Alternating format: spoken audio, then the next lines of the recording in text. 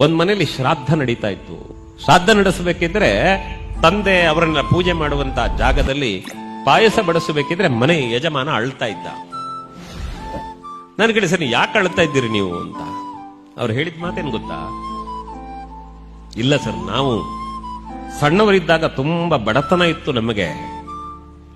ನಮ್ಮಪ್ಪ ಎಲ್ಲೋ ಒಂದು ಮುಷ್ಟಿ ಅಕ್ಕಿ ತಂದು ನಮಗೆ ಗಂಜಿ ಕೊಟ್ಟು ಅಪ್ಪ ತಿಳಿ ಕುಡಿದು ನಮ್ಮನ್ನು ಸಾಕಿದ್ರು. ಆದ್ರೆ ಇವತ್ತು ನಮ್ಗೆ ಪಾಯಸ ತಿನ್ನುವ ಯೋಗ ಕೊಟ್ಟಿದ್ದಾರೆ ದೇವರು. ಆದ್ರೆ ಅಪ್ಪನಿಗೆ ಬಡಿಸಬೇಕು ಅಂದ್ರೆ ಅಪ್ಪನೇ ಇಲ್ವಲ್ಲ ಅಂತ ನೋವಾಗ್ತದೆ ಅಂತಾರ ಅವರು. ಯಾಕೆ?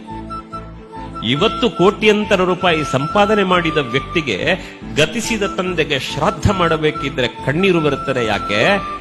ನಮ್ಮಪ್ಪನಿಗೆ ಕೊಡಬೇಕು ಅಂದ್ರೆ ಅಪ್ಪ ಕಣ್ಣು ಒಂದಿಲ್ಲವಲ್ಲ ಅನ್ನುವ ನೋವು ಅವರನ್ನ ಬಾಧಿಸ್ತದೆ.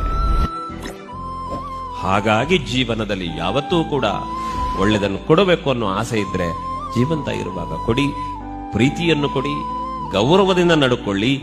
ಅವರ ಆಶೀರ್ವಾದವೇ ನಮ್ಮ ಬದುಕಿಗೆ ಬೆಳಕಾಗುತ್ತದೆ.